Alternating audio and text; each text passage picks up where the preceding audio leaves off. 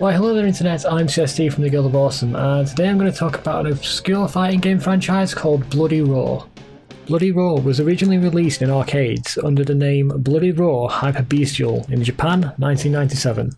The arcade version made it to America in the same year but under a different name named Beasterizer. Then in the same year again they ported the game to PlayStation under the name Bloody Roar. Europe got the game a year late for some reason. Now I'll be honest, I'm not that much into fighting games. I mean, I love a bit of Tekken, I love a bit of Mortal Kombat, some Soul Calibur. I've never played a game of Street Fighter. No, actually my favourite fighting game franchise is actually the Bloody Roar series, with Bloody Roar 2 being the game that I used to play all the time as a kid. Now I'm actually going to confess I never actually played Bloody Roar 1 until I did this review, but Bloody Roar 2 is so awesome, hopefully this game's awesome as well. Now Bloody Roar has a unique twist, that being that the main selling point is that the fighters can morph into their anthropomorphic animals, or zoanthropes as they're called, during battle. The game starts with a badass opening and some awesome music. I can watch this all day and, oh my god, burn it with fire. Look, I know trying to make realistic looking humans on the PlayStation 1 is both a hilarious and horrifying task, but just look at this monstrosity, look at this nightmare fuel, oh my god! So the game features an arcade mode where you fight AI opponents, and if you beat the boss at the end you get a slideshow ending for all the characters you play as.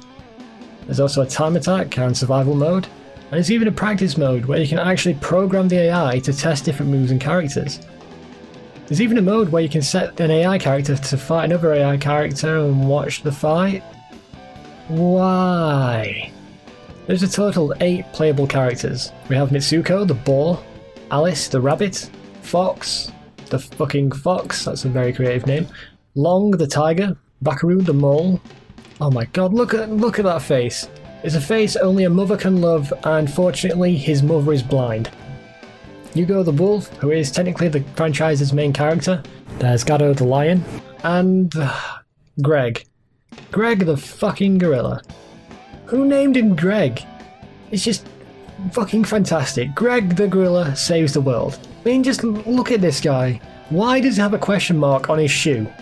Okay, so the most important part of any fighter game is the gameplay, and it is actually pretty awesome. It's one of the only 3D fighters during this period of gaming which I think actually works really well. And by that I mean games that actually use a 3D space.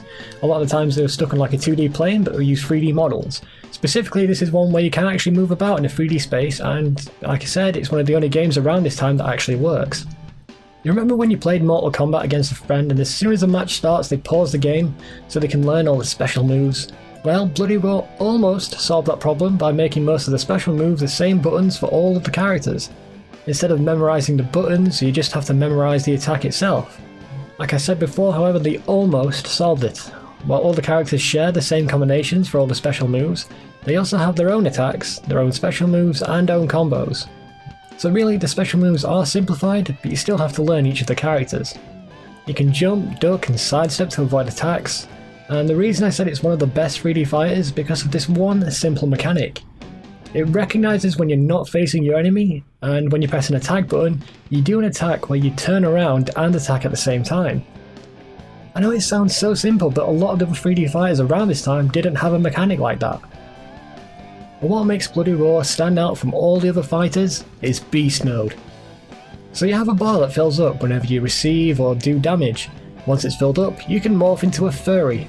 Doing this increases the amount of damage you do, decreases the amount of damage you take, you can jump higher, and it heals a small amount of health over time. But the most important part is that it unlocks a circle button to add a whole new list of Beast Mode only attacks. Blocking works by literally standing still, but there are high, mid and low attacks, so in order to block you also need to duck or jump. Of course there are unblockable attacks, but they are telegraphed with a visual and sound cue to give you time to dodge. At the end of the arcade mode there is a final boss, which is a little girl. Hey listen, I don't want to fight any little girls, I mean I'm a fucking werewolf, this just doesn't seem fair. Oh right, okay, so instead of morphing into a cool beast, she morphs into a woman wearing spandex. I mean this seems like a waste of me, but oh holy shit, she can morph again, and this time she morphs into fucking El Diablo himself. Can I fight the little girl again please? I've changed my mind.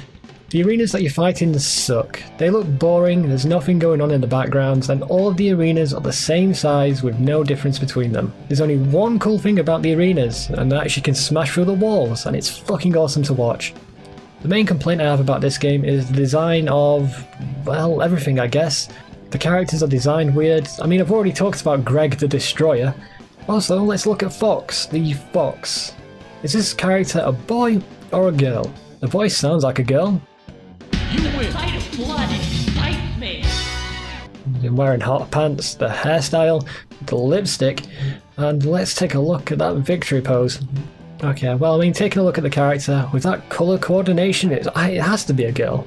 Oh, god damn it. And there's Bakuru the Mole, who looks like a Teenage Mutant Ninja Turtle villain. He has a nose so big it makes Gavin Free blush. Also, at some points when I have a look at Yugo's face, it just makes me think of a grumpy pro Jared. And he sounds way too nerdy for a werewolf. You win. Lucky it wasn't a full moon tonight. I think it's merely that the style appears to be outdated. I mean, even outdated at the time of release. I mean, Bloody Roar 2, which had much more style, and that was released in 1999, it looks more badass and more of the characters are memorable. The graphics overall are actually not that bad for the time, besides the fucking intro, oh my god. However, the animation quality is way above the other games at the time, being faster yet smoother with a consistently high frame rate. And the beast models look fantastic as well. The story is almost non-existent, but I mean it's an arcade fighting game, you can't expect much. The gist of the story is that there's an evil company called the Tyron Corporation, and they're trying to create and mind control zoanthropes, which if you remember are what the characters are. If you can complete arcade mode, you unlock an ending cutscene for each of the characters that you play as. But most of these endings are completely pointless. Overall, Bloody Roar 1 is a fantastic fighting game, but I don't recommend it. The only reason for that is, Bloody Roar 2 is way better!